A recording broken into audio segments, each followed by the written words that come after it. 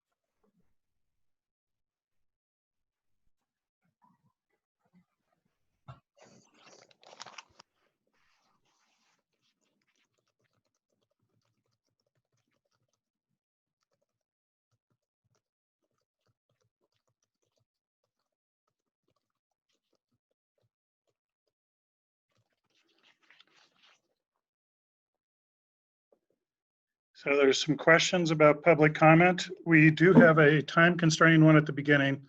We only have an hour and 15 minutes when the whole board is together. So if you want to speak at that one at the beginning, please do sign up your name in the chat window. It's my intention to, it's not on the agenda, but I would like to have a public comment afterwards. The discussion's done, which maybe not all board members will be able to be present, but majority will. And we do not need to have, that'll be less formal. We won't have to have a sign up for that. Right now I have Shauna, Deb, and Pat signed up to speak. Is there anybody else?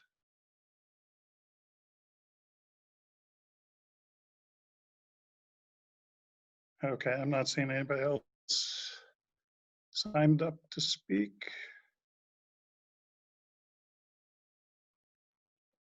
Okay, we'll go ahead and call the meeting to order. As I noted, this is an unusual meeting. The board tries its best to not meet in July. But this one just had to get squeezed in because of COVID, and unfortunately squeezed is the right word, between various board members' work schedules. This hour and 15 minutes, you notice the weird start time of 3:15 was literally the only time we could get us all together. So it is more time constrained than I like. This is the first time I've had to limit public comment, I think, in forever. So it's not my preferred mode, but just because we do have to take action on 4 items and have a board discussion, I'm going to try and keep the first public comments to 15 minutes, but I will be more than happy to stick around, and probably imagine some other board members as well, for a second public comment period after the business is done. So I see Pat just volunteered to move to the second. So we have 2 people. So if we're sticking with just Shauna and Deb for the first public comment, then I think we're probably not as time constrained as I was expecting. Just one last call if anybody who just joined, because I saw several people join who want to speak in the first public comment. Put your name in the chat for now, or forever hold your peace. Well, hold your peace until the second public comment. Okay, so I think we can give Shauna and Deb each 5 minutes. So if you want to go ahead and start, Shauna. All right, thank you very much. I am Shauna Goodall. I am the president of the Orono Education Association and a teacher in the Orono schools. I am here today representing the educators of the Orono schools, the teachers, librarians, nurses, counselors, SLPs, ed techs, admin assistants, custodians, and food service workers. All professionals who are committed to making the Orono schools the best possible experience for our students and our community. I am reading an excerpt of a letter that was sent to Chairman McGill on behalf of 39 Orono educators. One thing that teachers and our staff do a lot of is work with young people to find their voice and speak up and ask questions when times are tough or when they see opportunities to make things better. We've learned that when stakes are high and anxiety and fear are elevated, it's much more difficult for some to come forward and share their thoughts. Right now, instead of relaxation and preparation for the upcoming school year, many staff in our district are spending hours reworking their finances to see if they can continue working for RSU 26 with a feeling of heightened anxiety and fear. Many in our district are feeling like their many years of service and commitment to the students of Orono and sending towns mean very little, as we are being asked to choose between keeping our employment or caring for our own children and our health. Many of us feel expendable and dispensable. There is such a simple solution for all of this. Permitting faculty and staff to teach and work from home if their children and our students are learning remotely will only free our minds from much of the anxiety and fear that make us better educators overall. Permitting faculty and staff to teach and work from home if their children and our students are learning remotely will mean all of our district staff will be able to continue their service and commitment to our students. Our district administration and school board have missed a great opportunity to send a message of, there's a tough road ahead. What kind of support do you need to be a deeply effective remote teacher? On June 25th, Dr. Glenn Cross sent out information about a late July 1-hour professional development opportunity about engaging students in remote learning. So far, this has been the only message of encouragement and support that we have received for what lies ahead. We are now struggling to focus on preparing for remote instruction as we are too worried about our own children and our health and about whether or not we will be able to continue working.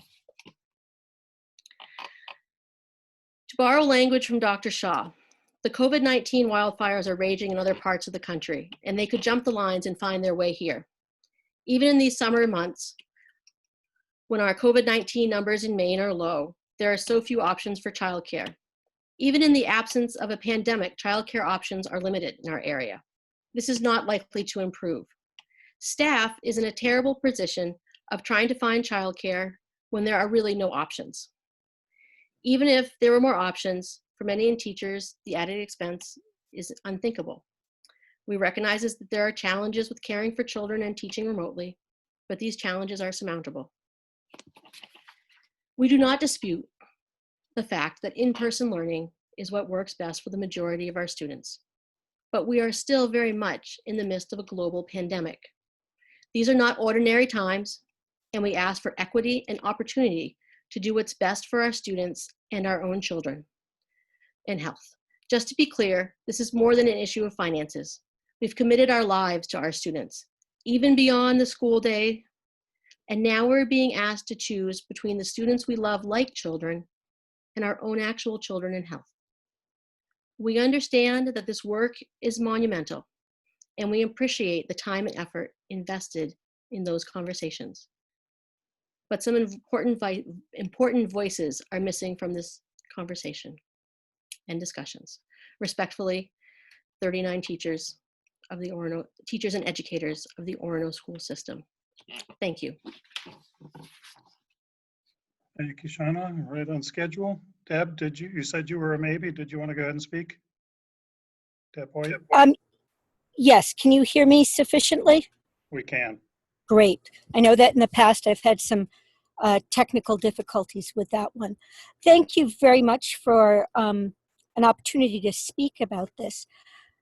Reflecting back on this unprecedented situation that we all face, one of the things I noticed during the initial phases of our emergency remote learning in a reimagined way is other districts across the nation talking about school boards and administrations that require teachers to sign in and sign out of their 30-minute lunch break while they were working remotely. And at first I went, 30 minutes, woohoo. And then I went, oh, yeah, but do I really want to be constrained while I'm working from home from my designated 20-minute lunchtime? Other school districts fought with their students as well as their staff about wearing school uniforms during remote learning. These are just two incidences of where other places really imposed unnecessary mandates on the emergency situation. Even if we continue with remote learning, we don't need to have those unreasonable mandates here. And many times students are much more productive when their cat shows up to the meeting or when their little brother or sister show up. I always took it as an opportunity to enhance the learning experience when that happened. Way back in the day when we had frequent parent volunteers, I often had younger siblings come along with the parent to volunteer in the classroom, and they participated within it, that setting productively, whether it was, and it worked well. So the whole piece of having to be at school in order for operations to run smoothly doesn't sit well with me. It also doesn't sit well with me that it appears to be focused on parents with young children. All of us are caregivers, whether it be for an elderly neighbor or whether it has to do with a grandparent or a parent who we need to manage care from long ago. So whether we're in these unprecedented times, all of us, all of your staff have outside lives that we need to deal with. And the fact that we, until now, haven't been able to hear what the plans are so we can discuss them logically and reasonably instead of having it be an emotional reaction first and a personal reaction has been extremely difficult. So I'm really hoping that what happens in today's meeting becomes a regular piece of communicating. When we were doing the renovation piece, we communicated, oh, so the bidders are coming in for a tour, everybody. And so we don't even know what's happening. And so I'm really looking forward to finding out what has been done and what is being considered, and knowing that nothing is really finalized. But remember, without the staff, it's going to be hard to continue the excellence that Orono is known for. Thank you. Thank you. And I just got a text, Mark's internet went down, so I'm trying to give him, Mark Brewer, a minute to get back on. While we're waiting for that, like I said, this is not a normal meeting. We don't have the pledge and a bunch of other stuff. We don't do acknowledgements, but I'd probably be remiss not to acknowledge Joe Mason, who won an award that's basically the analog of Teacher of the Year for Custodian of the Year. So a hearty, and I think anybody who saw the feedback on Facebook pages and email threads would quickly understand why he's so deserving of that award. So a hearty congratulations to Joe on that. And yeah. Brian, I'm sorry, is Joe still on, is Joe on this meeting? I have not seen him on this meeting. No, he's not in this meeting. I don't see him. So we'll do something at the August 4th meeting to ask him to attend and recognize him. Okay, and I've sent out something for our community to help support him. So if you could check your emails, sent it earlier this week, that would be awesome. Great. And for Mark can phone in so he can hear us and he can be heard, Brian? Yeah, I've just texted him that. While we're waiting, I just also wanted to set a little context, which I know Mark already knows. I know the agenda item that was announced sounded like there was an intention to take a step forward on a very preliminary, and probably that needs to be emphasized about 6 times, very, very, very, very preliminary plan.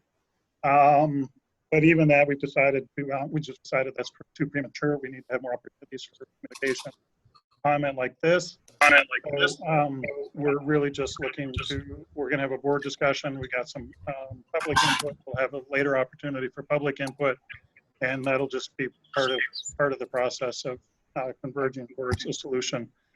But I do want to emphasize again, this it's probably hard for some people to get your head around. There's like 65 checklist items to be addressed. So the level of planning is very hard to figure out where to get your hands on the planning. So still waiting for Mark. Somebody described this as nailing Jello to a tree, and I look at this as our first attempt. Put one nail through the big blob so it's sticking to the tree, and there's a lot more nailing still to do to scope this down. And I'm probably, everything we talk about today is going to raise more questions than answers. I did hear clearly in the public comment concern about one piece about working from home if we're in remote learning. I don't know, honestly, if we're even going to get into that level of detail today or not, but that was clearly heard and noted. I heard a comment about communication as well. Also noted, we will be having similar kind of discussion and a larger public comment period during our next regular board meeting, which is August 4th. And that was, I did want to get through that much preamble, but I still don't see Mark.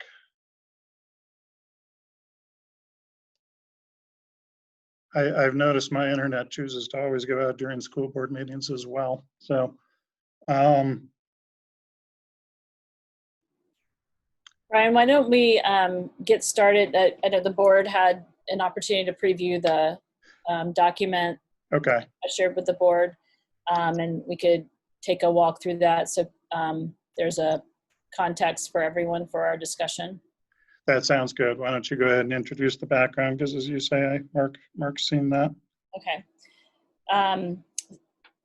So Rachel is going to put into the chat a link to a couple of documents, and I'm going to share screen in a moment. So just to provide, our local context, we've been working on this planning with, both an advisory team and with our leadership team throughout the summer, really. And as Brian said, we get into these discussions where one thing is dependent on the other. And so as we've been moving through them, it felt like we were in this constant recursive state of having some broad ideas, but needing to move to this idea to get some broad ideas to this idea, and then circle back and put the whole piece together to have kind of a look at how the whole thing begins to evolve. So I think it's been a little bit of a dilemma for how to feel like we had information that was at a point that people could feel like it was at the point that was something that we could answer a lot of questions about, because we had so many questions about it as well ourselves. And so we've been working through the guidance and working through the MDOE framework that itself has been changing, as you know. And the advisory committee, kind of last night, we reached a broad consensus on what we feel is kind of what we think is a preliminary best projection as to where we see our local context heading. And that's really what we wanted to share today in order to kind of give some opportunity for feedback, and also have just kind of take the temperature of the board on kind of this broad direction we see ourselves heading to, in order to dig deep with the next phase of planning. So we've put together two different documents, and following the meeting, we're going to share those out. So you'll see them here, and then we'll have them posted available publicly in the next day. And I guess the big caveat with all of this is subject to change because that's everything is still feeling like it's in kind of a state of subject to conditions as conditions warrant. There are lots of those kinds of phrases when we talk about this work. So I guess that's the general lens that I hope you can remember with all of this work. And it's part of what's been really hard and makes it feel very, those people who are linear thinkers who like to be able to know what comes next and next has been very difficult for those of us who like to think that way. And I know it feels the same for most everyone. So I'm going to, I think I'm a co-host, right? Rachel, yeah. So I'm going to start with a narrative, or actually a slide deck.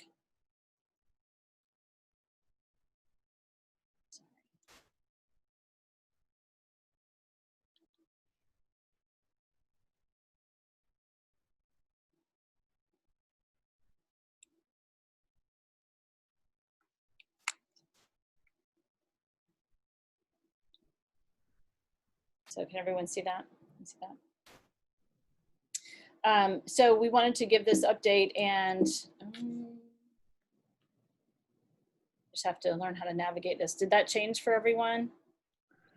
Yes. You see a slide change? Yes. Looks like you're on your third or so slide right now. Okay. So the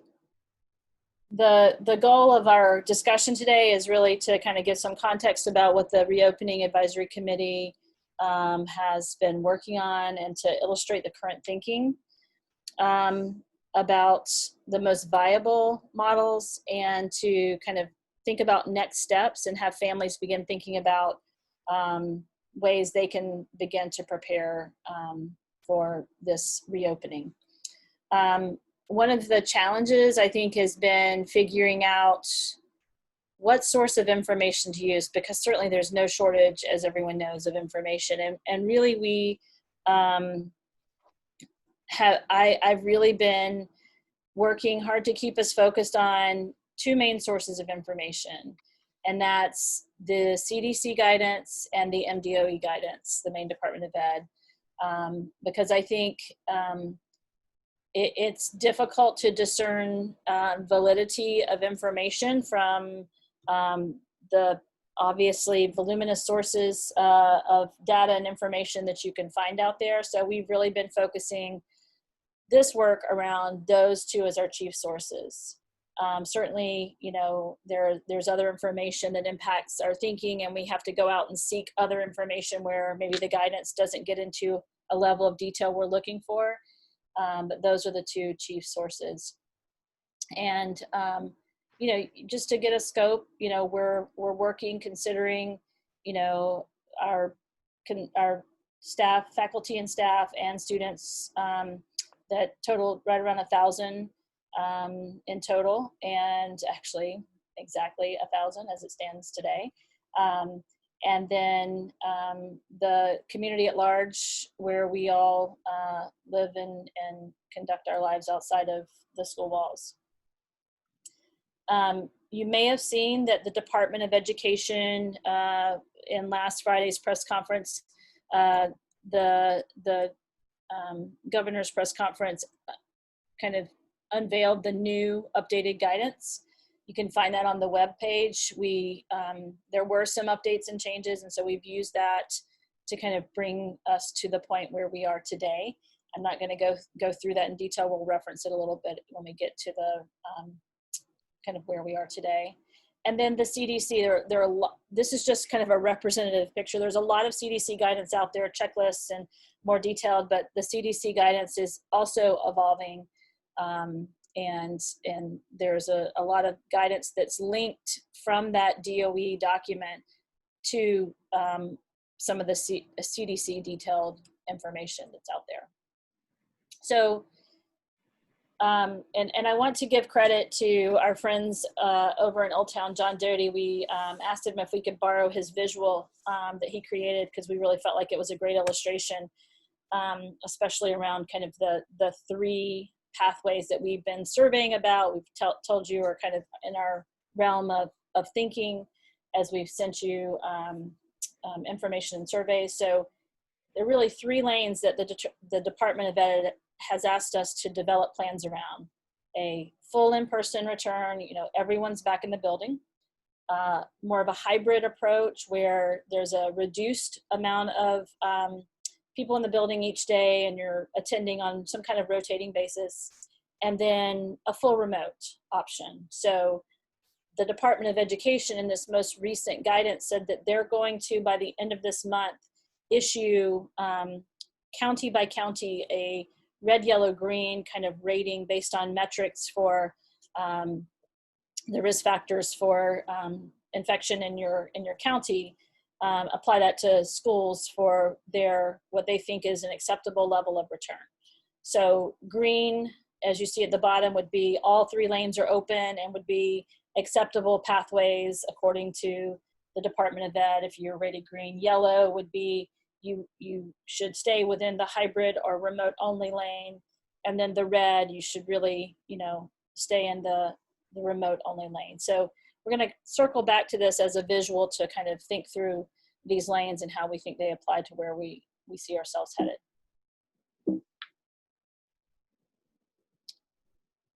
Wanted to share with you results of surveys. We had wonderful response rates on our surveys, so we thank everyone in the school community for that. You can see we've kind of taken 3 key questions that we are going to focus on today from these surveys, and we asked them in very similar ways to the 2 surveys, the one to parent students, the one to faculty staff. So the first one was about what's your preferred model for return in the fall. And you can see the results of that each kind of subset on the survey or each survey results yielded. For faculty and staff, it's, pretty, I would say an even response with a slightly higher, obvious, the red is slightly larger than the other 2, but pretty even overall. And then the same with parent students, but a edge to the full return. And in reflecting on this survey, we've kind of wondered about the structure of our question and our survey design about preferred and how people interpreted that question. So I think we're focusing more in terms of thinking about our planning on the next 2 that are gauging people's comfort level. And so the comfort level you see here of the bottom left-hand corner is comfort with a full in-person return.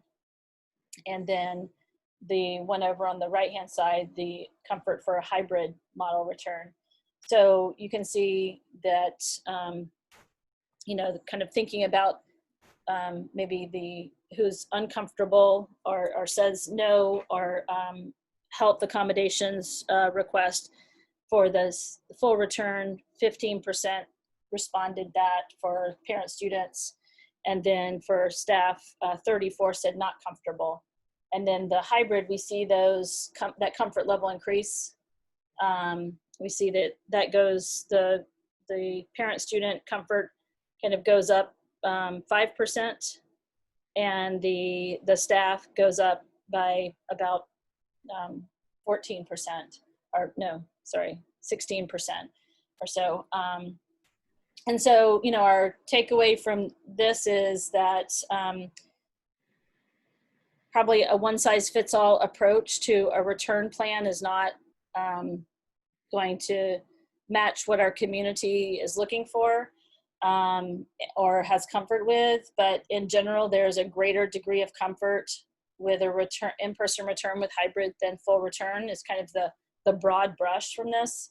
And we dug into school differences and differences in kind of role, parents versus students, and then the staff role in the school community, and kind of have looked at all of that. And there are some slight differences, but overall, this is pretty representative of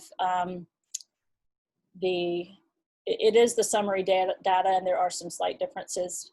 But we feel like this is the data that informs our planning the most.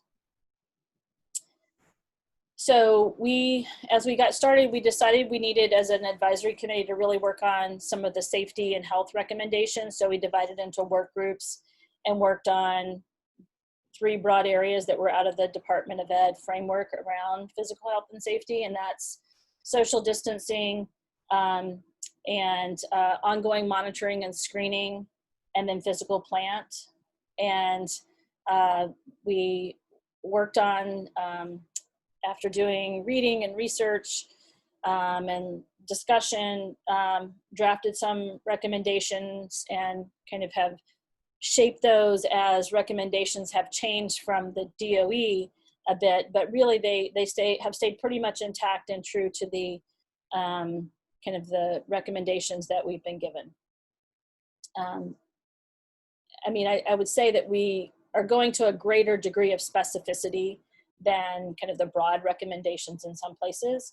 And then we've had to update the recommendations some as there were some slight changes that when the Department of Ed issued their guidance. So we have updated those as well.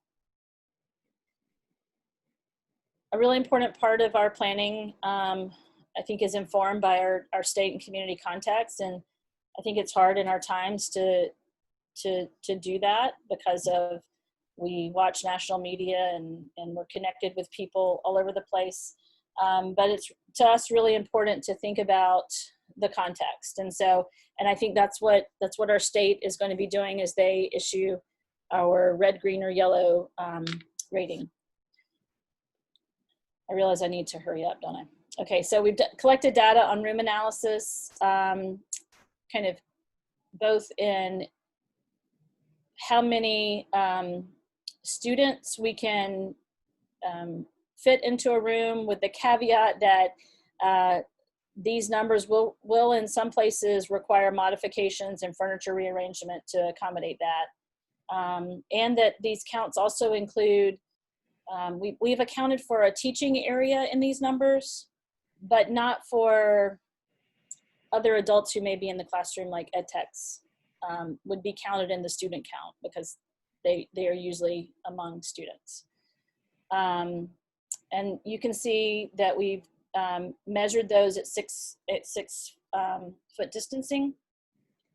And, you know, rooms are different sizes, different shapes. And so that's the range that we have identified. And we're currently, you know, doing further analysis on kind of schedule versus room size. And that's a part of the schoolwork that will be the next step. But this is an important part of kind of our thinking as well.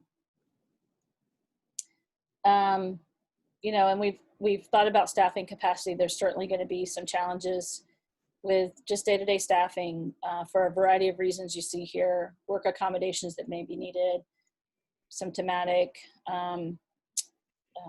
staff or supporting family members who are symptomatic, exposure. There's a whole issue around substitutes, and then other visitors to the school. So lots of capacity kind of considerations and concerns that we'll have to face. Transportation. The good news in our district is, just based on this first survey, that it appears around 80% of those who responded, which we had 702 respondents to the parent-student survey, about 80% of those respondents said that they could transport their child to school without needing to be on a bus. So we think that our bus loads will be reduced enough that we won't have as great an impact to transportation as maybe some other places are experiencing. But you can just kind of see here the capacity is cut in half, really, with the limits on school bus capacity. So kind of getting to where we think we are based on what we know right now about our school context, we see ourselves headed to kind of what the Department of Education yesterday called a hybrid, or what I'm calling kind of a tiered model, where the majority of students kind of would be in this hybrid middle lane, and the respondents on the survey and in our region similarly the model of a hybrid model that has 2 days a week for in-person and 3 days per week for remote is the preferred model. And then we do feel we have the capacity to start with our youngest learners who we feel will greatly benefit from in-person learning, and we want to prioritize them to get back among the first tier of return to full person. We feel like we can accommodate them with current numbers and current recommendations. So that would be pre-KK and 1. And then also we're looking at selected high-risk students and doing some analysis of that for full return, but those would be kind of lower numbers and would be on a case-by-case basis. Lisa Smith, our special services director, will be working a lot on that with staff. And then, as I said earlier, you know, a one-size-fits-all approach is not, I think, the way to get started. And so having a remote-only option for families to select to be a part of is also a part of where we see our district's plan evolving or emerging with. So we would have students in all of these lanes, but I think obviously the goal is eventually to work more people into full return. But I think, and I've said this phrase to a couple people, I do think that a hybrid model overall for most students is a great way for us to walk before we run. There's a lot that's going to have to change with a return to in-person, and this kind of reduces crowding, allows for greater physical distancing, and eases staff and students into getting used to new procedures and requirements around distancing, mask wearing, and kind of to reduce the risk as we return to in-person, because this is a nationwide, we don't know exactly what's going to happen with a return to school nationwide.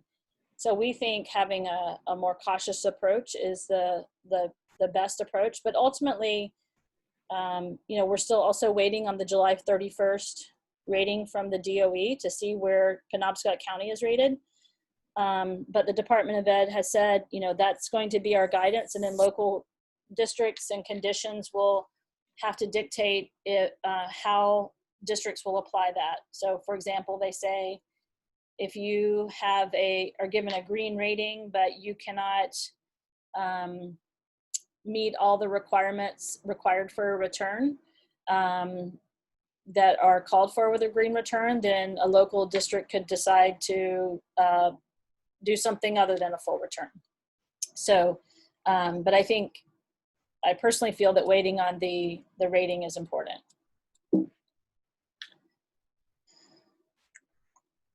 So this just kind of describes a little more. I think I want to pause here and maybe have some board discussion.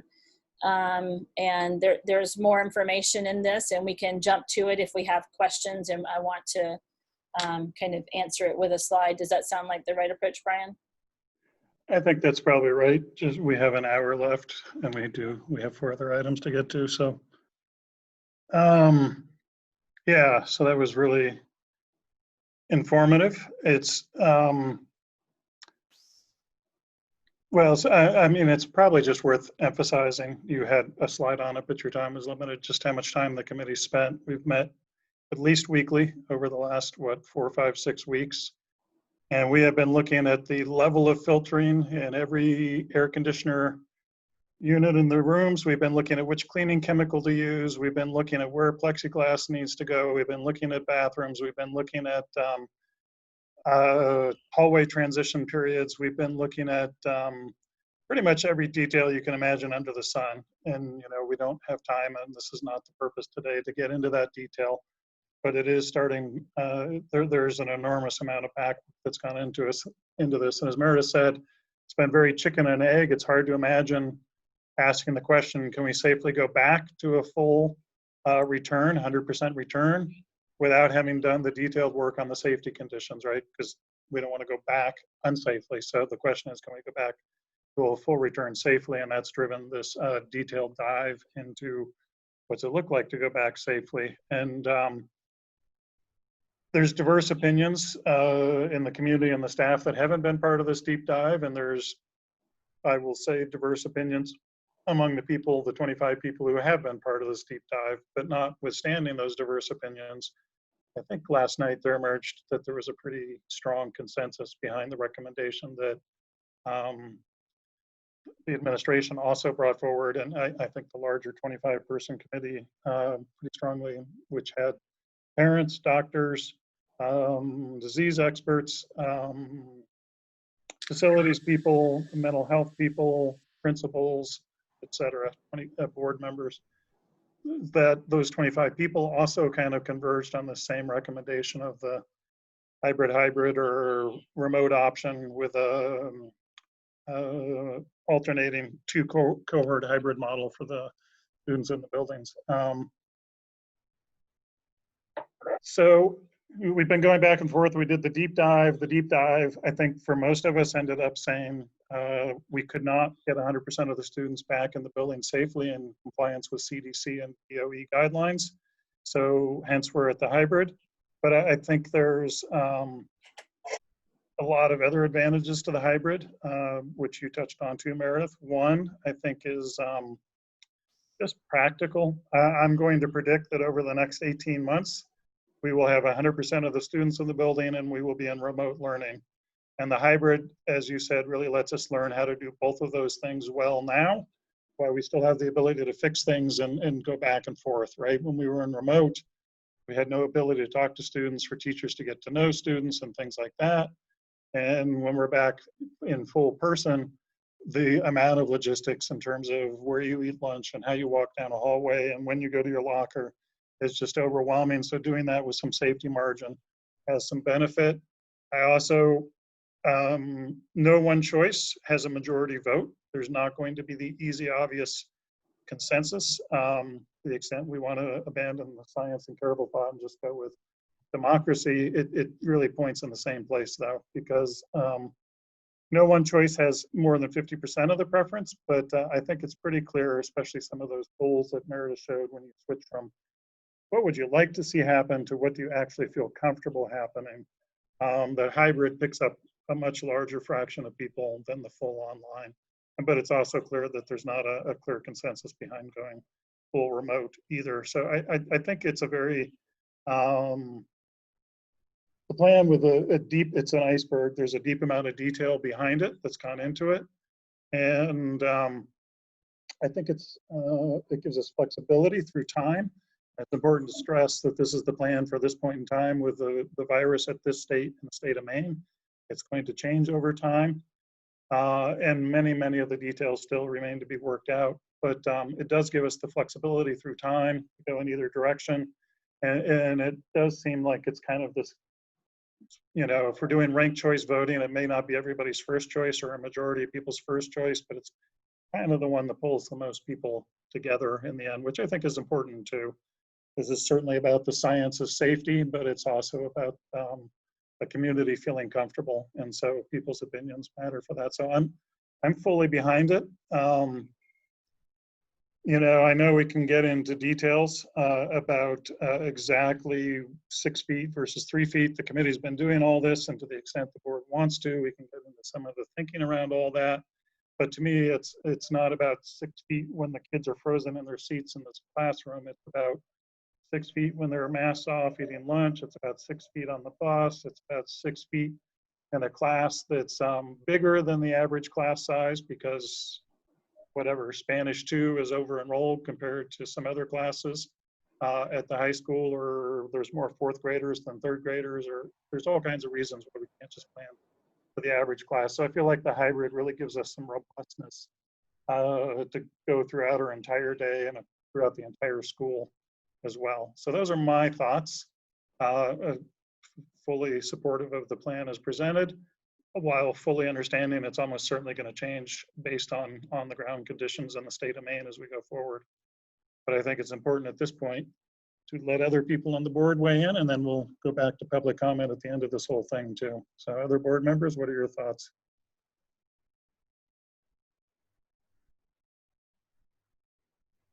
Nobody wants to jump in. I'll start. Okay. Let Aaron start. It doesn't matter to me either way. It's fine. I just would say one of my, I think personally as a parent, then the hybrid is kind of what I was leaning towards.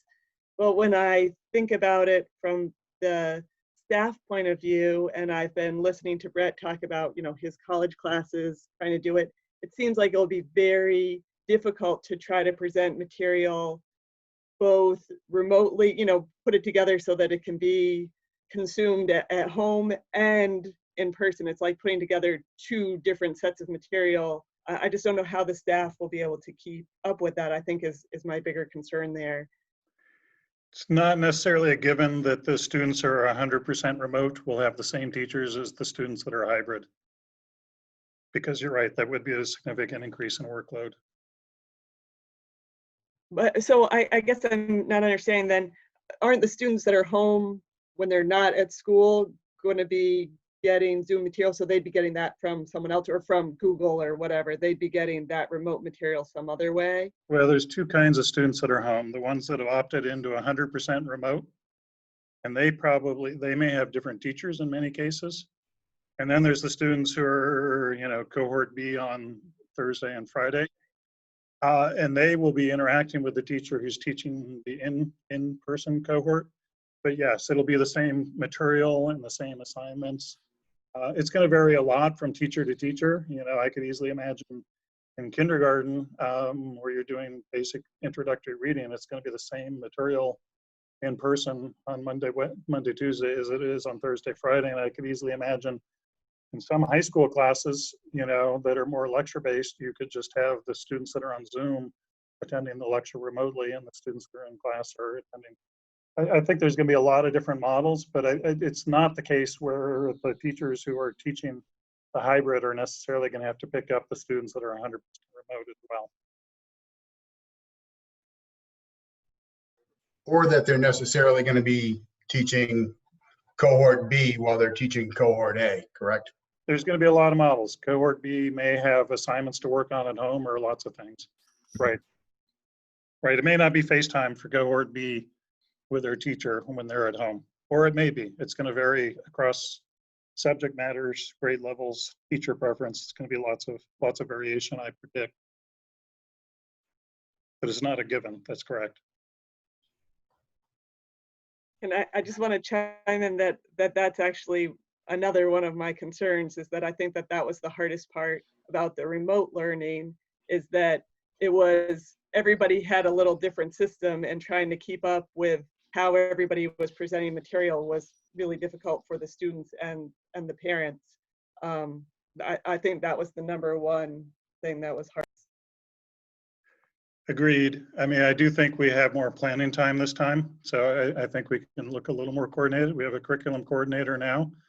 That's going to help.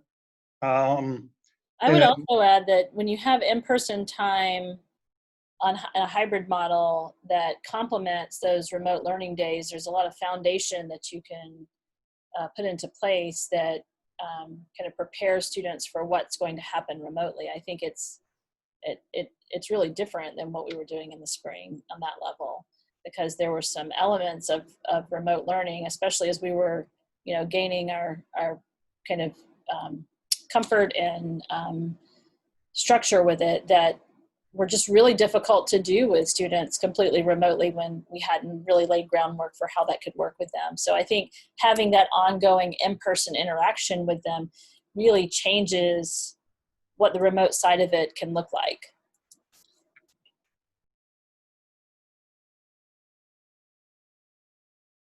Just so there was a public comment question about parents with kids at different grades.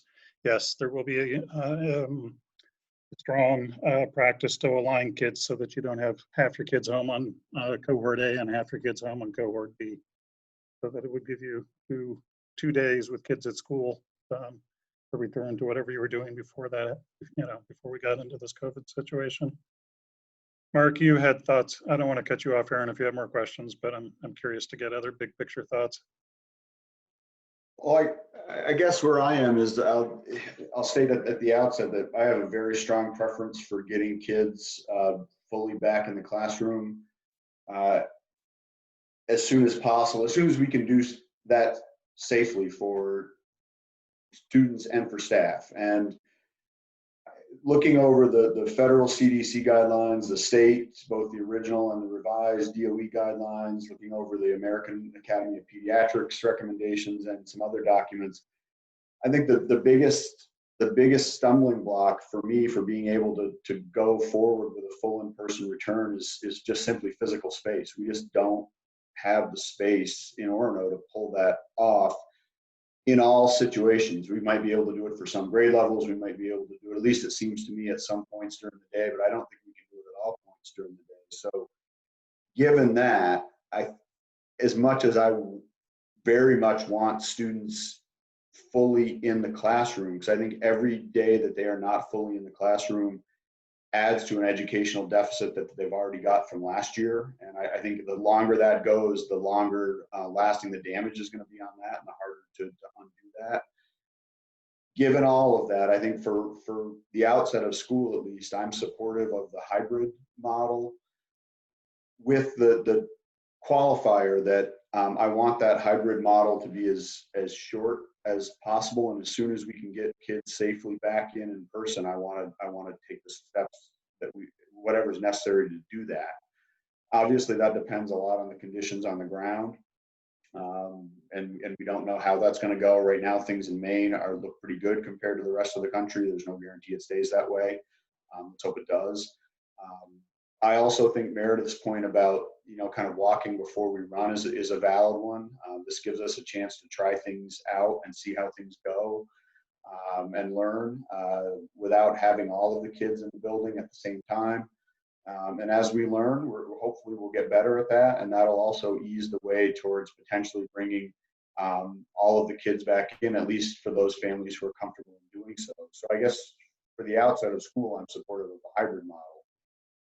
I do also want to add that I think this speaks to one of Aaron's points as well, is that I appreciate that we're devoting a huge amount of attention to what the in the building experience is going to look like, and obviously we have to do that.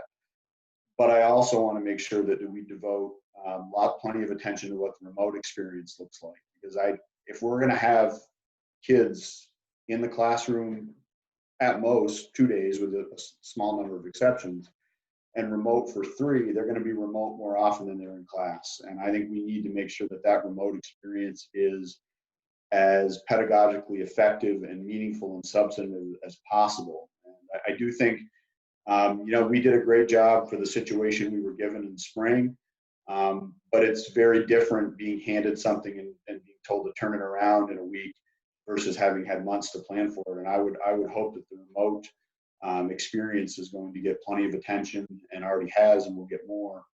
And going, I guess, one step further than that, Brian threw out there the possibility that there may not be kind of student-teacher interaction on a particular day for remote learners. I strongly object to that. I think that every single school day, especially at ASA, but also at the middle school and the high school as well, at least an opportunity at those two. But at ASA, I find it's absolutely imperative that those students have real interaction with their classroom teacher every single day. And it doesn't have to be all day long. Obviously, you can't have it be fully synchronous. I get all of that. But I do think there has to be that contact there every day. If students are only going to interact with their teacher twice a week, and that's how it's playing out, then I may change my perspective on this relatively quickly. Thanks. Jake, Leo? Yeah, so my preference, as well as with Mark's, is to get students back in school as soon as we can. I realize that we have to do it in a safe manner. Have we looked at the data that we have in regards to the survey? It sounds like, regardless of, am I correct in saying that there's a percentage of students that, even if we return in a hybrid model, are not going to participate in that, or going to participate in a fully online version? Is that correct? That's correct. It looks like 20 to 30%. Well, 20% for sure, and then some of the uncertain. So I would say 20 to 30%. So when we take into account that 20 to 30% of the student body is not going to participate in the hybrid model. Have we factored that into the students in the schools? And if we, at that point, can achieve the social distancing we need, have we looked at that?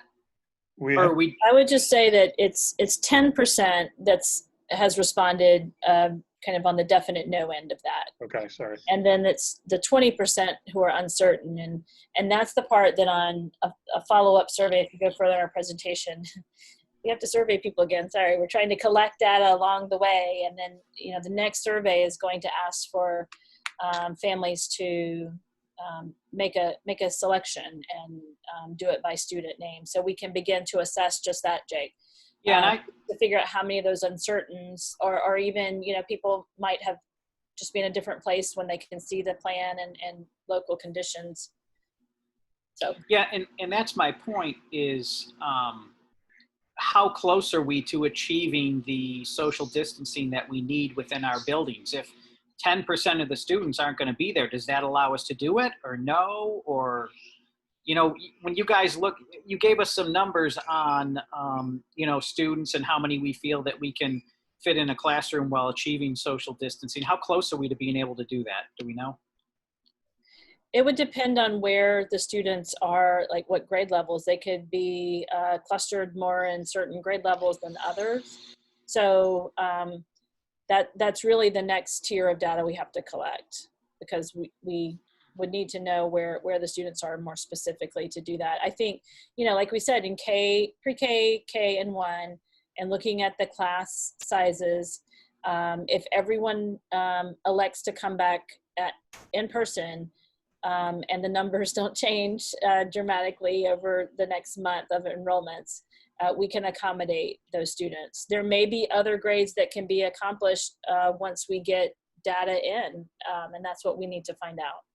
So when you say pre-K through 1, we can achieve the social distancing that we need given the numbers that we have, is that with them remaining in the classrooms they have now, or is that shifting them to bigger classrooms to accommodate that? Or no, we did the analysis based on the classrooms as they are assigned now.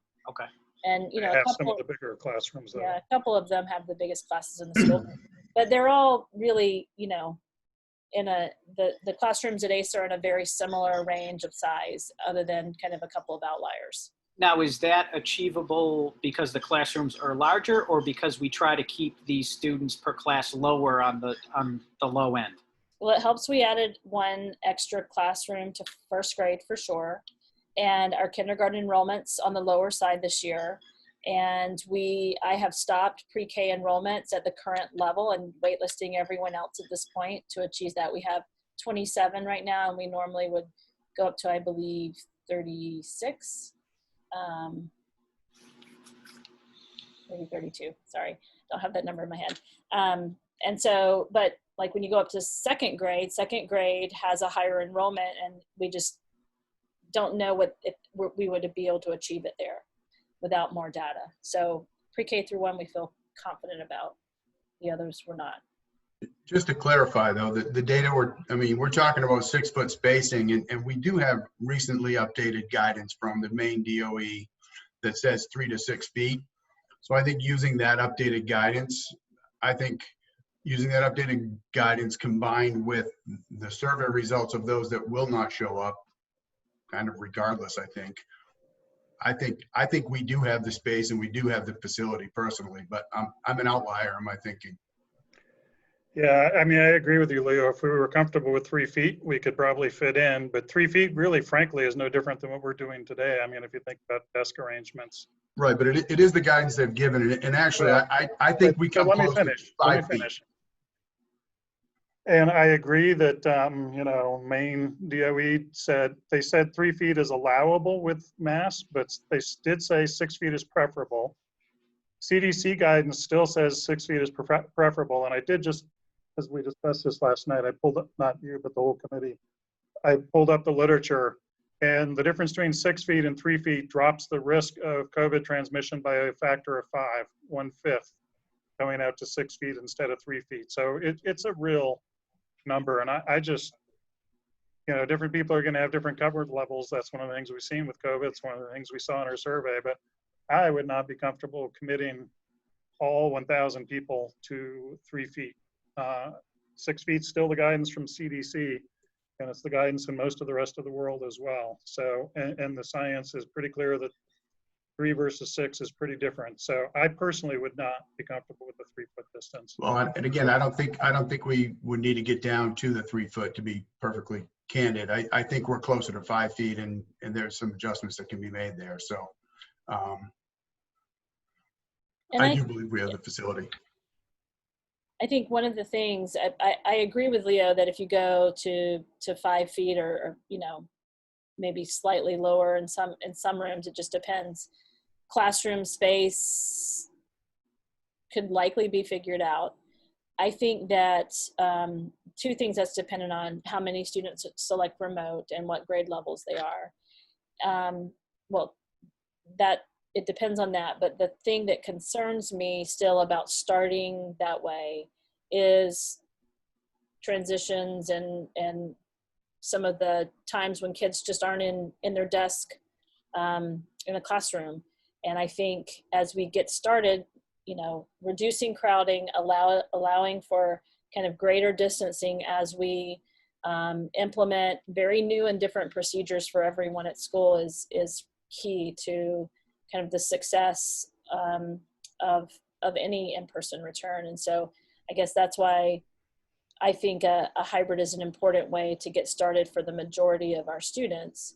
But I think as we begin to kind of have more comfort with the procedures and everyone becomes accustomed to them, if the conditions in the community continue to be favorable, I think it kind of Leo's point illustrates that we could gradually, you know, increase those numbers of students in full-time learning. So I think another concern, I think, is what Aaron was getting at, and maybe Mark too, is the fact that this is very open on the 3-day piece. There's 2 days in person, and the 3 days is very open. And I think that's effectively, you know, we're offering 2/5 the education, 2/5 the instruction. I understand things can be done, and you can put things in for students to self-activate, but I'm not sure that's realistic, personally. So I think that's premature, just because now that if we coalesce on this model, that will now go into school level planning what those 3 days are going to look like. And that's going to come back to the board at the August 4th. And probably we're still going to be talking about this at the August 16th and every other meeting for the next 3 months. So I think I agree there's a lot of work. It is unformed right now because we've had to get to this point before we go to the next level. And I think Mark said pretty clearly he wants to see the plans and he wants to feel comfortable with them. So there's more work to be done there. But I think it's premature to judge what those 3 days are going to look like because we haven't given the teachers literally even a day to talk about it yet. I mean, they had 4 days back in June, but since we've coalesced around this hybrid model, we haven't literally given them any time to talk about it. And they are going to talk about it, and they are going to come back to the board with thoughts. So I think it's a little premature to judge what that's going to look like. Jake, I wanted to circle back to your question because I totally get where you're coming from. I asked it too. If we have a high uptake of pure remote learning, 100% remote of 20%, 25% of the community, and we only have to fit 75, 80% of the kids in the building, could we achieve 6-foot social distancing at that point? And I think the answer is some places yes, some places no, but probably the most honest answer is we haven't worked it out to that exact level of detail. It's really hard to, you know, you can take an average classroom and an average class size and do that calculation pretty quickly. But when you look at the fact that there's more kids in 9th grade than 10th grade and more kids in Spanish than French and, you know, more kids in 3rd grade or 4th grade than 3rd grade. And it just, I think it's close enough that honestly, my guess is probably pretty certainly no, at least not in all situations. But I do think the hybrid model gives us a chance to start and get our feet on the ground and see what it looks like. And you know what? If 25% opt out and the rooms are looking pretty empty and we really don't have these pinch points, lunch and buses are two of the pinch points I'm particularly worried about. Hallways, Meredith mentioned, is another pinch point. I'm also really worried about the high school because it's not going to be as easy to just split kids in half because they have classes they're signed up for. But we get through all those pinch points, then I would say, great, I'm no different than everybody else. I'd love to be back at full, but I think we're going to have to kind of work it through, and the hybrid just gives us a little bit of a safety margin to be 100% sure. My prediction is we probably can't fit 80% in with social distancing, but if I'm wrong, I would love to be wrong. And 2 weeks after we start, we could change directions. Meredith, did you indicate that there's the next step is getting a commitment from parents as to what mode of education they're going to participate in? Yes, we're going to work on a survey to get that out next week, and give families about a week to give us some feedback, and that will help us kind of dial in a little more specifically with our planning. So in theory, in about 2 weeks or so, we should have a pretty firm idea of how many people we're going to have in the buildings. Yeah, we'll have a much better idea. Has the committee thought about, and if, especially with the elementary school where you have fixed amount of students in a classroom, have they thought about taking into account social distancing, the size of the classroom, the size of the class, and the amount of people who want to participate in person? Have they thought about, hey, this works with the 4th grade and the 3rd grade, but it doesn't work with the 5th grade and the 2nd, and having certain grades come back 100% and others not, where it works? Or is there the thought of equity around that type of model as well? Has that been talked about? I think we didn't talk about it at the advisory committee. We've talked about it a little bit as the admin team's been looking at the room analysis, been looking at enrollment figures. And, we think there are other grades that are much closer to being able to have a full return than others. Just like if we look K through 8, where it's a little more simple to look at. And I think equity-wise, it's, we're looking at grade level. If we're offering, like everyone in kindergarten has the opportunity to come back, that I feel like we need to offer it as much as we can to as many students as we can. And I think that's the best approach to take. So it could, we're looking at, we're going to be looking at that, especially as we get more data back. Okay, so it could be a situation where certain grade levels go live before other grade levels because of enrollment, size, and so forth, correct? Yes. Yeah, okay. And it's also, Meredith said this, but it's also individual kids with high needs of various types, but there's an option to bring some kids back full-time without bringing the whole grade back full-time. Yeah, I did catch that. Brian, you mentioned the how difficult it will be to split the high school. I just still can't envision that using the alphabet and trying to stick to a theme across the whole district would come close to shaking out half and half for every class in the high school. That doesn't compute for me. I'm worried about the high school too, but I also have a lot of trust in Reg and the teachers, so I'd like to give them 2 weeks to play with it and see what they can come up with. Are we envisioning on the next survey kind of removing the undecided option? Yes, that's the intention. So theoretically, if it came back where it was chosen and we have 11 kids in 4th grade and we determine 4th grade can social distance 6 feet or 5 feet, whatever it ends up being, then we would say, okay, 4th grade is everyone wants to come back. Is that what I just heard? I don't think that's an option. We said we could do that. I think that's another discussion. Remember, this is just like the first stage of planning. We're gonna have a discussion on August 4th. We're gonna have a discussion on August 28th. I'm sure we're gonna have a discussion on September 7th or whatever the meeting is. We're gonna have another, right? All these conditions are dynamic and we're learning as we go, and COVID is changing as we go. So that's a possibility on the table. I wouldn't want to put out, there are a lot of parents listening, a lot of teachers listening. I wouldn't want to put out that we've decided to do that because this is the first time we've even discussed it, but it's a possibility. and we commit to being completely dynamic and having a very ongoing conversation. We have no choice. It's going to be an ongoing conversation until this thing changes. To me, it seems like it's going to be hard to move forward until we have a commitment from parents as far as what form of instruction their kids are going to receive this fall.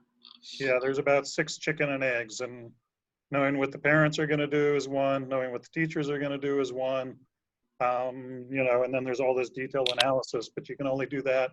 State wants us to just do 3 plans, and we've kind of been proceeding on that, but it's getting to the point where we can't go the next level of detail on 3 plans at the same time. So that's kind of the point we're at, is we're not committing to anything for a year. That would be impossible. We're just really, if I could summarize the goal for today, giving the staff at this point, more of the staff at the school level than the planning committee, but both the shape of an outline to drive into the next level of detail, and then to come back and have another conversation at the next level of detail. That's really, if I could summarize the stage we're at. And you're right, knowing the parent commitments and the staff commitments are 2 huge pieces of that. But they can't give that until we could give them an outline of a plan. So it's just round and round, chicken and egg. So this is a outline of a plan, and we're going to ask for commitments, and then we'll put the numbers together in a more sharp fashion.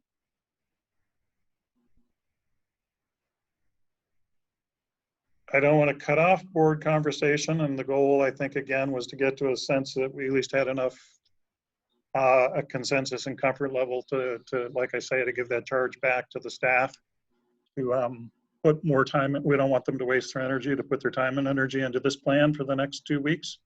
The other thing that'll happen in the next 2 weeks is we will get our red, green, yellow status from the state, and we'll meet again on August 4th.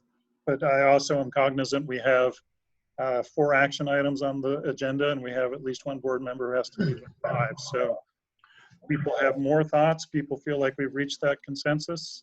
Move on to the other items, or do people have? Yeah, I would just add back what you just said about remaining dynamic, and should the survey results come back that it's a difference of a student or 2 per classroom, by allowing everyone that wants to come back, then that should still be on the table. Understood.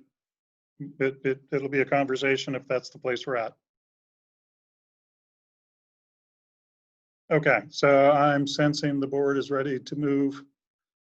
Not that we're done with this, and not that this is the only place this conversations happen, but we do have to move on. So we have a couple of motions. I would make a motion to authorize the superintendent administration to advertise and hire an ed tech to support school nursing program using CARES money. For people who are listening, that's federal money that's allocated specifically for the COVID response, so it's not part of our regular budget. So I would make that motion. Is there a second? I second. Meredith, anything you want to add or explain about that, or any questions?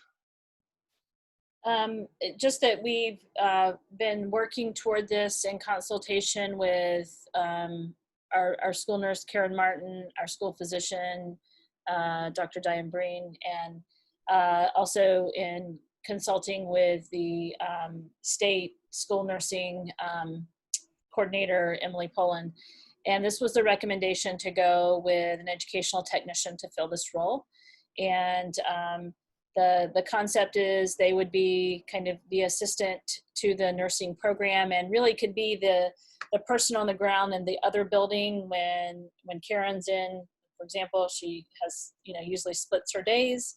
And so when Karen Martin's in one building, this individual would be in the other, and would work under Karen's direction. And they would be trained by Karen and our school physician to conduct some basic, symptom checks through with the questions, temperature checks. They would be trained to also administer medication, and some other trainings that we can provide to that individual, and would be the person who would help supervise symptomatic students and students who we need to put in isolation, if they're symptomatic, waiting for to be picked up. So we really feel like this is an important capacity to increase in our district, and it seems like the right step for us to take to do that.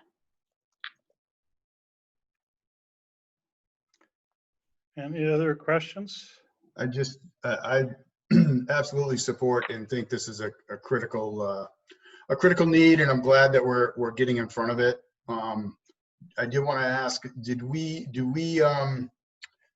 have like 40 left in CARES money? Is my memory serving me here? Or? We have more than that because we have the speech need was not going to be an actual need. So I think we have more in the range of 55 in that money now.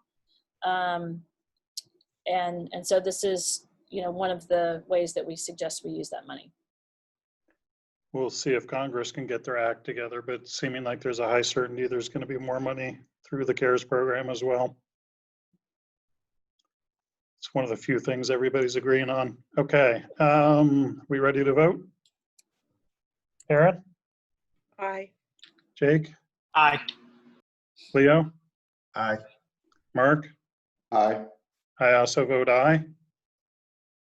Next up is a related issue. I would authorize the administration to advertise for and then enter into a contract with custodial services, again, using CARE money to provide additional cleaning during the COVID crisis. So this would be an external custodial contracting service, supplementing, not replacing, supplementing the current custodial staff. Is there a second? I second. Anything you want to add, Meredith? Well, I would say that we have, we've used some contracted services when we needed temporary support previously. So we've had success with that model. We're still assessing exactly what level of increased support we think we'll need. But this authorization is really important for us to get the ball rolling, to work with a provider to start planning for that. So, we're thinking we're going to need increased support in all buildings. And Brent's on the call as well. He and I have talked though, and that's really where we stand as we kind of dive deeper on the load in the building is impactful for how much of additional support we'll need. So as we hone in on that, that will refine what we think in terms of extra support. But the good thing about this is it's, movable as conditions change. We can adjust our use of the contracted support, contracted services. Any other questions? We'll go ahead and vote. Aaron? Aye. Jake? Aye. Leo? Aye. Mark? Aye. I also vote aye. Next up is, and we have to act on this by July 30th, given the short notice we were given. We would have to give the superintendent authorization to sign a contract to join a class action lawsuit on increased special education needs due to opioid addiction. My board members, you had this in your packet. I think the public can access it now too. I will go ahead and make the motion, and then we may want to discuss this one. I'm not assuming we won't discuss it. So I would make the motion to authorize the superintendent to sign the contract as presented from Drummond and Woodsum in the board packet. Is there a second? I second. Okay, let's go ahead and open the floor for discussion at this point. Financially, it doesn't seem like there's much risk to us. We can only get some money out of it with just a little bit of time invested on our part. So, Yeah, I gave you a copy of kind of the initial information we received. It's the one that's the email alert from Drummond Woodsum. And kind of just a summary, it's a class action lawsuit that some schools are forming to obtain some compensation for special education services and costs that have been the result of the opioid crisis and affected students. And so it came as a recommendation from our council that this seems to be a more credible kind of and potentially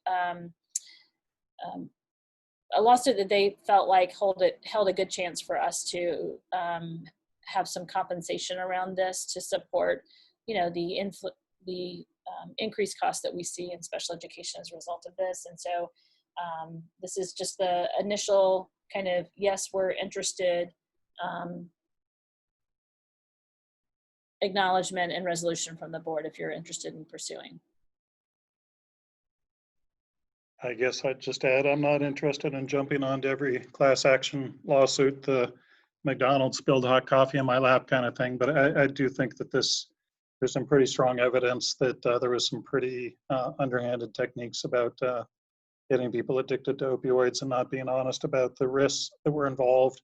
And it has had a very direct consequence for kids that were born, and we are bearing those costs today. You all know that SPED is the fastest growing item in the budget every year. Not to say that that's primarily due to this, but it's certainly a piece of it. So I wouldn't jump onto every class action lawsuit, but this one, between the low risk to us and the particulars of this situation, I would support jumping onto this one. I don't know what other people think. I agree. Yeah, I would agree as well. And yeah, we don't want to be chasing ambulances by any stretch, but I'm sure we are feeling an effect in our special ed budget, and it's impacted kids as well. Seeing no other comments, we'll go ahead and vote. Aaron? Aye. Jake? Aye. Leo? Aye. Mark? Aye. I also vote aye. So for Okay, that I think- document, we will create a DocuSign. Actually, no, that one we just have to do minutes for. It's the next one that's DocuSign. Yeah, I think, yep. Okay, so we have, so just to give context to people, the budget normally is passed the second Tuesday in June. So this all would have been done back in June. But because we're an RSU, and conceivably not in this RSU, but most RSUs have results being certified by multiple towns, we now have to certify it as an RSU district and also approve the tax schedule. So that is what we're doing, and it's unusual to have to do it at this time, but yet another COVID outcome. So we have specific long motions that we need to take. I would make a motion. Is there any specific language? I'm not seeing it, Meredith, for the adoption of the vote. We just, to adopt the vote is all we need to motion.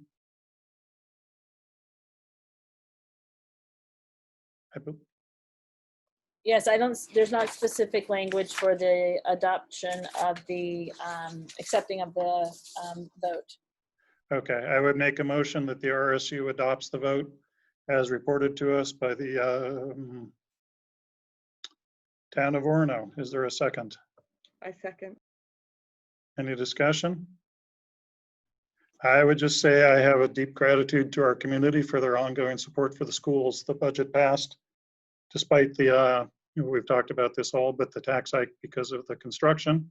Without the tax hike, we would have actually had a pretty substantial cut because we really tried to be careful of the taxpayer's wallet. But I'm deeply grateful of our community for supporting our schools. 83% voting in favor of our budget is not something every town gets. So I'm grateful to our community. Any other questions or comments? We'll go ahead and vote. Aaron? Aye. Jake? Aye. Leo? Aye. Mark? Aye. I also vote aye. So next up is the assessment of taxes. This is short enough, I will read it. I move that the warrant for assessment of tax and the assessment schedule and notice of installments for the town of Orono prepared by the treasurer for fiscal year 2020, 2021 be approved and be issued in form presented to this meeting, and that the treasurer be authorized and directed to deliver to the town of Orono its warrant for assessment of tax and its assessment schedule and notice of installments. Is there a second? I second. Any discussion or questions? The treasurer, if anybody's wondering, is the superintendent. That's the standard law for all schools. Any other questions or discussion? This is all, okay, so we'll go ahead and vote. Aaron? Aye. Jake? Aye. Leo? Aye. Mark? Aye. I also vote aye. And next up is a discussion item. To know that you will receive a DocuSign on that document. So look for that to come this afternoon. Great, thank you. Can we sign in variable order? It seemed to match up the signatures doing that, and it won't hang us up on one person. I just We don't have sent to it. answer that, but that's just a request to Rachel if that's possible.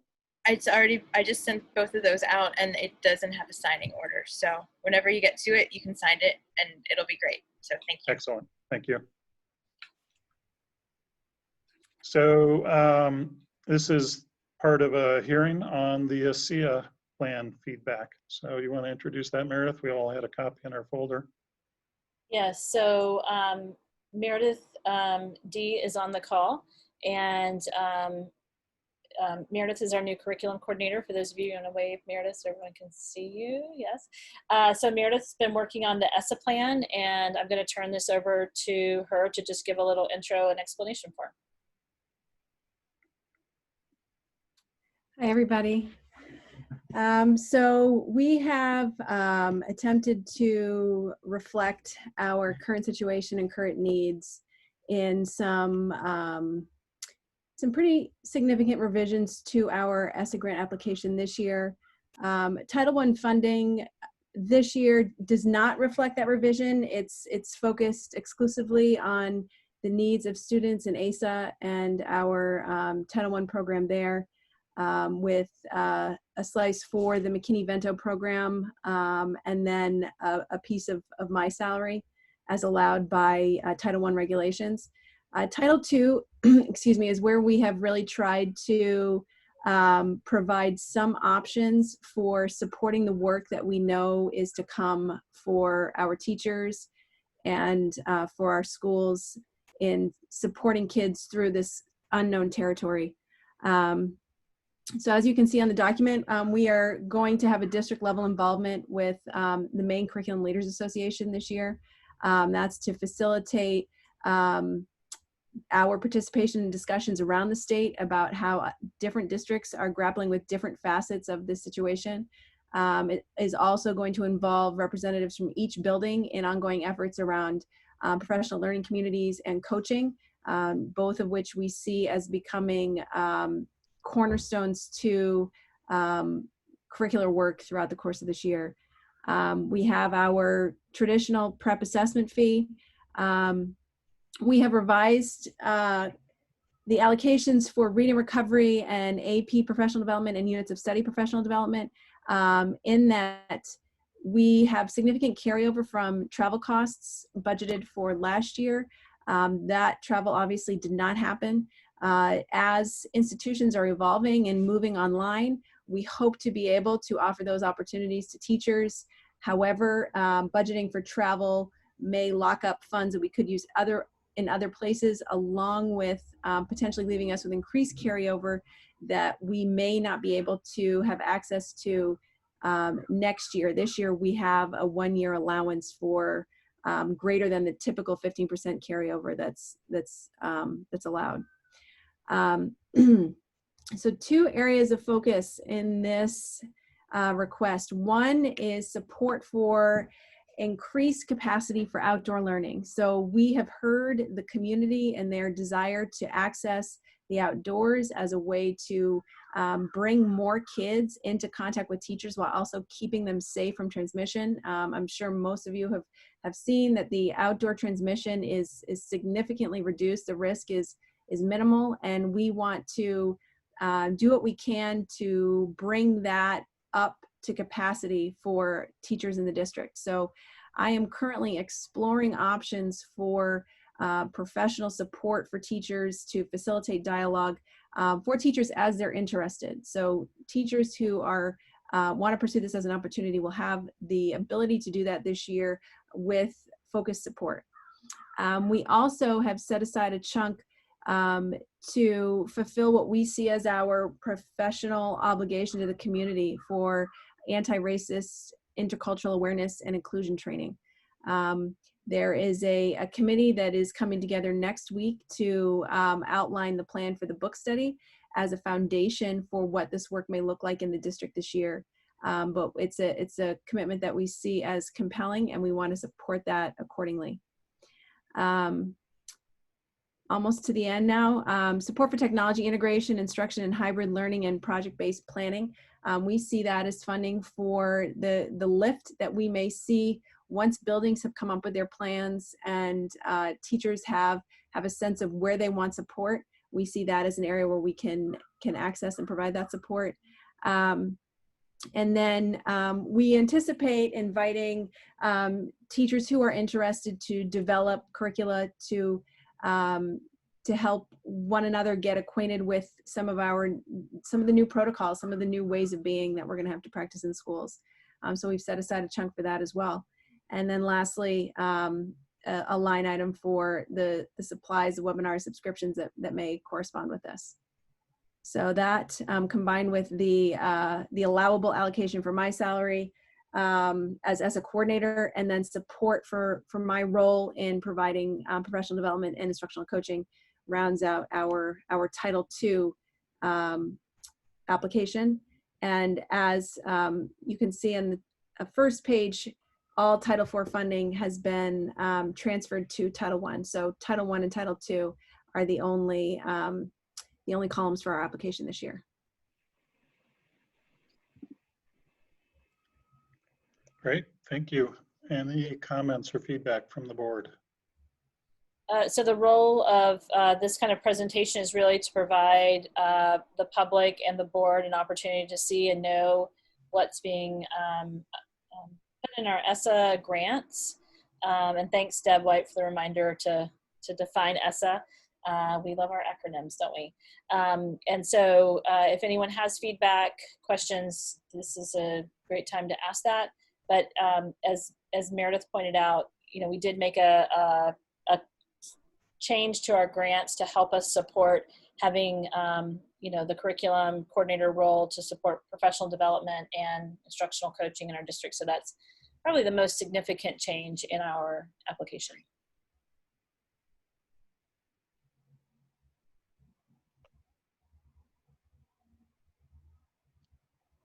Okay.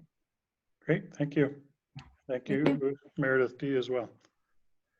So just checking, but I believe that brings us to the end of the regular agenda.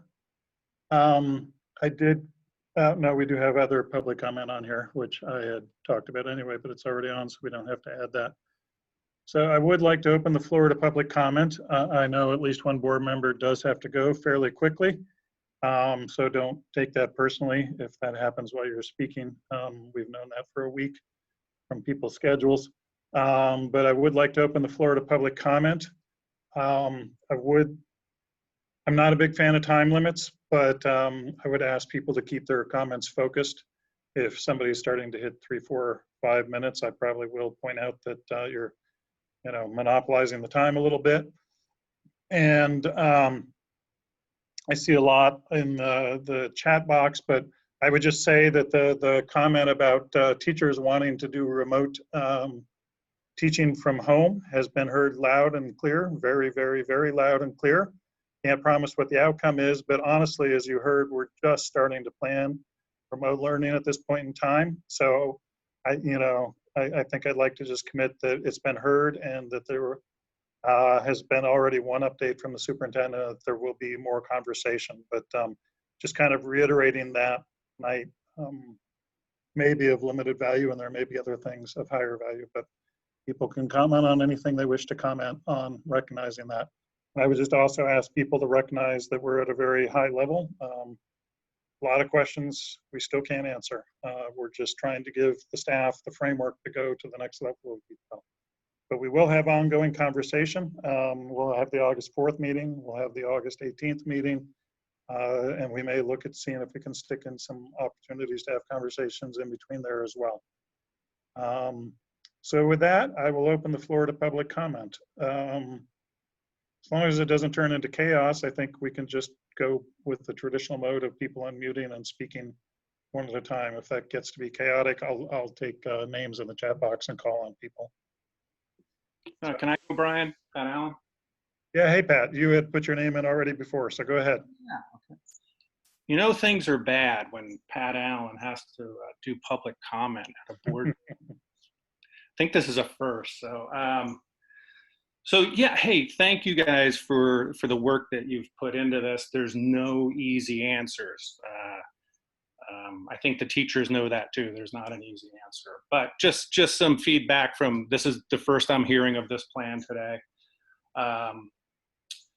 I was kind of, if we were in favor of bringing kids back, I was in favor of the hybrid model, just for the reasons that have been said, to develop some routines, get those down for a good bit of time before we have everybody else come back all at once. I'm looking at the CDC stuff, and there is, you know, if I'm squirting hand gel into every kid's palm as they enter, that's just a new thing that we're doing. So I was, if we were going to be back in person, the hybrid was my choice to at least start off, practice it, get good at it, learn from it. If we go full person and everything's great, oh, that'd be a great problem to have. But if we need to go back to it also, we would have that system down. So I was thinking that. But like Aaron said, I am concerned about who's teaching the other cohort when I'm teaching in person. And that is critical. So I'm sure we'll work that out, but that is really critical to me. Because I can't, and like Mark said, a kid should have a teacher available to him every day. And I can't be available to the kids at home if I'm teaching live. So that is a huge issue to me. Also, the 3 feet thing, man, that really scares me that we're thinking 3 feet already. That seems like a joke to me, because we are in sustained contact for 6 hours in the classroom. So 3 feet, I don't even know why we'd wear a face mask at that point if we're going 3 feet from each other. So, and I do know that's on the MDOE site, but definitely not in favor of that. That scares me a bit. Some other things, and I don't know if this has been decided yet, but are we thinking of trying to keep kids in pods or switching classes, or is that something that's still to be determined? One of the frames that the school-based teams is going to be using is trying to develop plans that minimizes the footprint of movement. So as much as possible, I think pods will be the best way, but that's really at the high school, for example, not possible. But we have some ways that we're thinking about, minimizing, and some ideas and learning from others. So that's the optimal kind of situation, that people minimize the number of other people you come into contact with. Yeah. Okay. Yeah. Just asking for that, because at Ace Adams, we do switch for a few classes, and we group for math pretty much throughout the whole school, maybe not every grade. So that's just wondering on that. The other thing is with the hybrid model, with the remote model, this doesn't affect me, but childcare for a lot of staff members is a huge problem. And just because it doesn't affect me doesn't mean I don't care about it. Also, this, again, not me, but we have at-risk staff that, we're talking 3 feet now, and boy, that scares me about people I care about, at-risk staff. So again, that's not me, but just some things that we should think about. And then the last thing is, I don't know if the district, if we could get some storage too. If we want to try and maximize our space in the classrooms, there's a lot of stuff, tables, extra desks, things, cabinets, but we need a place to put them. And we don't have any storage, at least at ASA Adams. And I think we just, we're getting storage in a year or something, but I don't know if there's something we could rent or something to try and clear out some of these classrooms just to make a little more space possible. I think that's it. Thank you guys. Thanks for listening. Hey, could I ask for some clarification on that, Pat? When you say the other cohort, do you mean like you mean, because there's kind of two other cohorts. There's A, B, and then remote, all remote learners. Were you referring to like the AB? Yeah, well, I'm concerned about them, because, and I don't know what the model is. Is there a Monday, Tuesday group, or is there a Monday, Thursday? I don't know what that is. I think there was kind of, it's early, everything's early, obviously, but it was Monday, Tuesday, clean Wednesday, Thursday, Friday is sort of what's been exactly. So if I see these kids, let's say I see a class Monday and Tuesday, and do I give them plans for the days that they're remote? If I'm remote one of those days, okay, I'm available, I can interact with them. But the other 2 days, I have the other cohort. And then there are the kids that are just totally going to be fully remote, which I don't know if they fall in with the remote kids on those days or what. But yeah, so Leo, I was talking about if we talk about an A-B cohort, I'm worried about the B kids when I'm with the A kids. I'm worried about the, Right. Yeah. And just to clarify, because obviously I'm the one talking about the 3 feet. My point is that MDOE has allowed 3 to 6 feet. I personally don't think that we are even close to that, especially at ASA. We have big rooms at ASA, and I appreciate you making the point about storage. I do think that's a necessary to. We are going to need to clear out, and I know we haven't had storage forever, so I think we would need that. So and Leo, my point too on the 3 feet is like, we're not passing somebody at the grocery store here. Like we're spending 6 hours with them. And that's my point with that. But I'm actually kind of shocked. I didn't know that was on the MDOE site, but everything I had seen was 6, but yeah, it is. You're right. I want to make sure we give other people chances too, not to cut you off, Pat.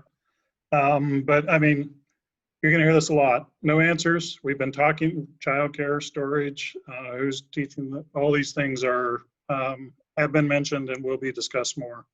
So, and we'll, come back in public forums with the board in the future. So, all very good points. And there was one that came in through the chat. They didn't have a mic, so I just wanted to respect that they asked it, because I know this is on the mind of a lot of people. Has the return of UMaine been factored in? Yeah, we've talked about it a lot. There's no easy answer. I don't know, on the plus side, 90% of their kids are coming from the northeastern US, where things are going pretty well on COVID. On the plus side, UMaine is doing pretty active testing programs. On the minus side, they're college kids. We just don't know. It's a big, wide open question. And you can play that 2 ways. You can say, well, we really should wait and see how the dust settles from that, but the dust is not going to settle from that till October or November.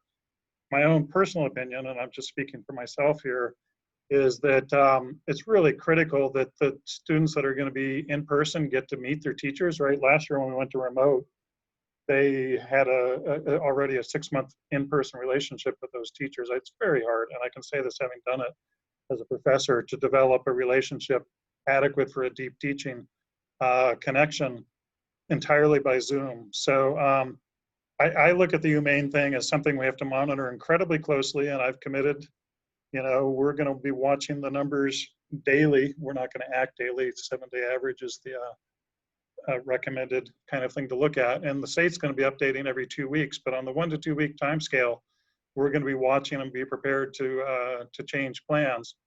But I really think we have to seize the opportunity to get kids in the classroom to know their teachers before things head south with UMaine, if things do head south with UMaine. That's my personal opinion. I see next person, Patrick Rowe, would like to be recognized, so I will recognize Patrick. Thank you very much. And I especially want to thank everyone here for all the work they're doing. I know how much it is as a volunteer board member.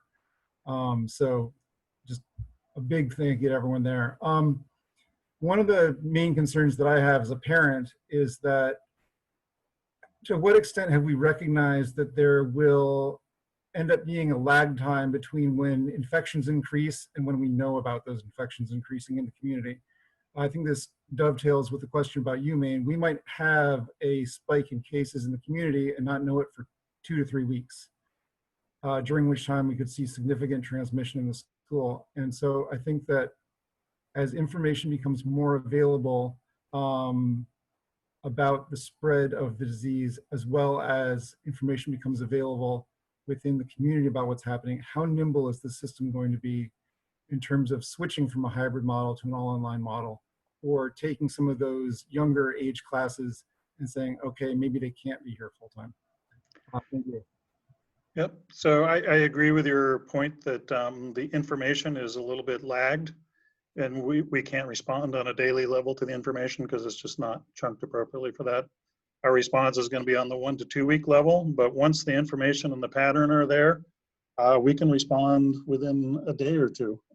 We did that in the spring, and I think the commitment is there. If you know the safety, you've heard the word safety a lot. We want to get full return to the extent that it's safe, and if the safety conditions change, there's a very high commitment to change in response to those safety conditions. And one of the strengths of the hybrid is we're kind of keeping that remote learning going, and even the kids who are showing up in person are going to be, this was especially a problem at ASA, exposed to remote learning tools while they're in the classroom so that we can teach them how to use remote learning tools.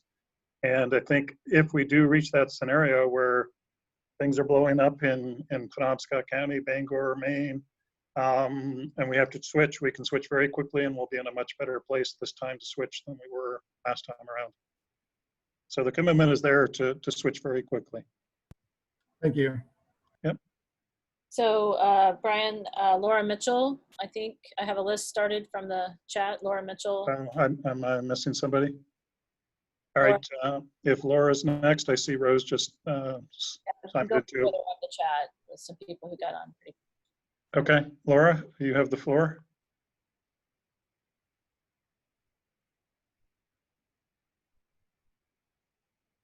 You're muted if you're still here.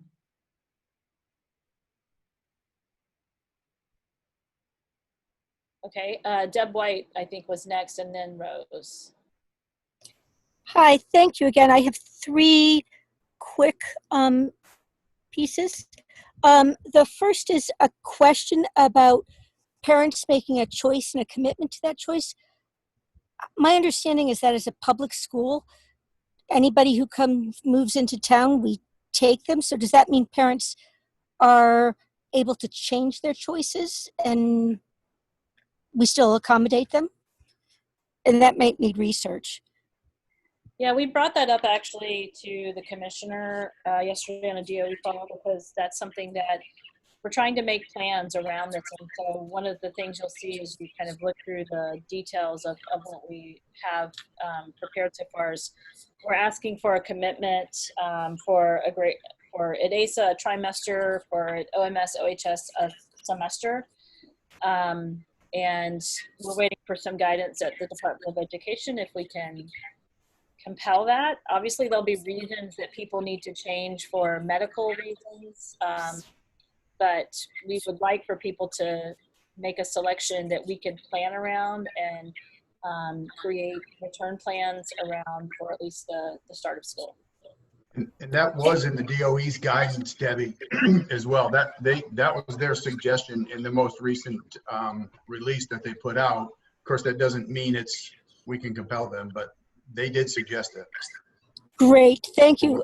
Because, well, it's just the planning piece is the key point on that one. Another kind of a teacher one, usually this is the time of the year classroom teachers start creating their lists for recommended supplies that we ask students to bring in. Should we be thinking about packages of paper masks and cleaning, or can we trust that the CARES money is going to give us everything we need in terms of those materials? And again, that might have to come later as an answer. So I can just say, you don't need to ask families to give us cleaning supplies. Like, we can't accept those. We have to have certain types of supplies and keep chemical data sheets on the chemicals in our schools. So that's something that we are providing. Masks, we have an initial supply of masks. We have some others on order. The DOE is also saying they're ordering a supply to give us. We're going to ask students and families to provide their own masks for their students. We will have additional on hand because we know that things happen, masks will be forgotten, lost, what have you. But we will be providing an initial supply of masks to staff and or face shields. Great. So stick to this traditional pencil paper, notebook paper kind of supplies. Yeah, as you look if you look through, and the school-based teams will get further, there's a lot more of a focus on not sharing things that are typically common supplies. Like I see someone mentioning that in the chat. And there's already been some thinking about that at some school levels, and that'll be a part of the planning phase at school levels. Some things that we might have to ask for that are a little different than normal because of not sharing supplies as much as we typically do, or ordering. Great. And then my very last one is a semantic language piece that I've been seeing across my professional reading. And there's one group that says our students are behind. They're going to suffer immeasurably because of COVID-19 and their lack of academic access and direct instruction. The other piece is one that I agree with, is none of our students are behind. We are not deficit. They are not deficit. They'll be where they are, and just like every other year, we'll take the students where they're at and move them forward in their educational journey. But if we use the word, oh, you're behind because of COVID, we're going to be raising a group of kids who are going to say, oh, I'm always behind because I'm that part of that COVID group, or I can't learn because of COVID. And that's just not true. Every year we have kids who are so-called behind, but they're not deficit kids. They're kids who just need a different pathway to learning. So. Thank you. Just very quickly, looked like Laura typed into chat. She's running off to another call, but yes, we looked at multiple hybrid models, weekly, AM, PM. I think the consensus, the parents seem broadly open to all models, but the teachers really felt educationally getting some continuity and having days in the classroom objectively was the strongest educationally. So we did look at models, but for educational reasons, we homed in. Very quickly, there was a question about bathrooms and drinking fountains and shared utensils. You already heard about shared stuff. We're looking at bathrooms. Drinking fountains are primarily going to be converted to bottle filling stations or turned off. So we're looking at those. And Rose, you have the floor.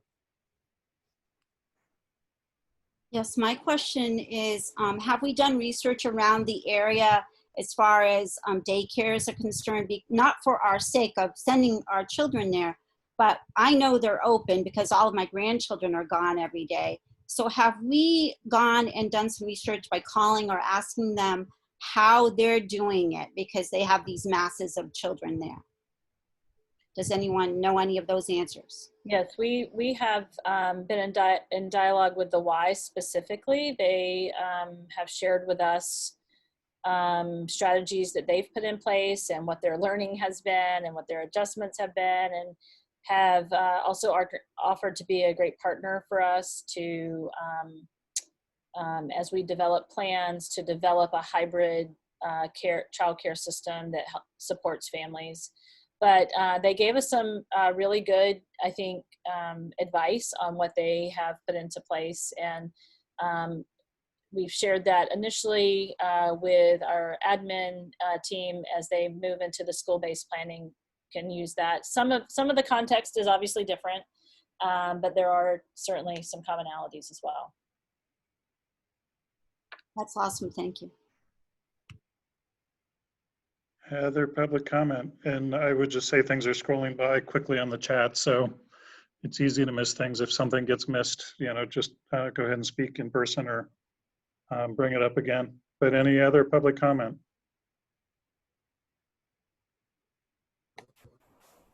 Brian, somebody had a question, Aaron, about mental health as a medical reason. Yeah, so I guess I'm wondering, I need a little more context, maybe a reason for what. I'm not sure, maybe a staff member? No, I can answer that. Sorry, this is Erin. I'm having some freezing problems, so I did not hear you call my question.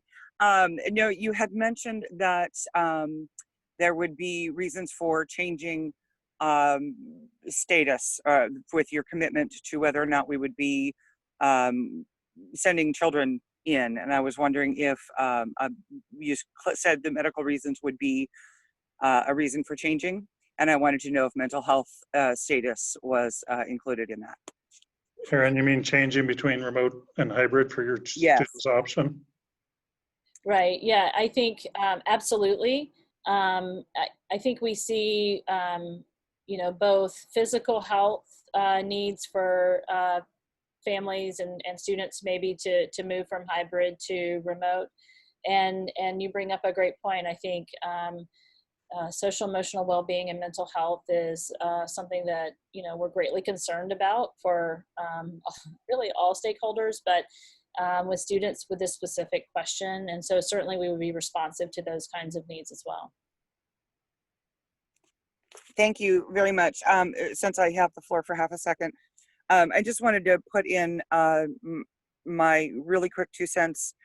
If we do go with something that is similar to a pod, for lack of other language, I think that class makeup is going to be incredibly important, and would like to encourage those who are going to be putting together the groups that will be there at the same time to include either the students or the parents, especially of those students that are struggling right now with mental health. Thank you very much for all your hard work, by the way. Thank you, Aaron. Other comments?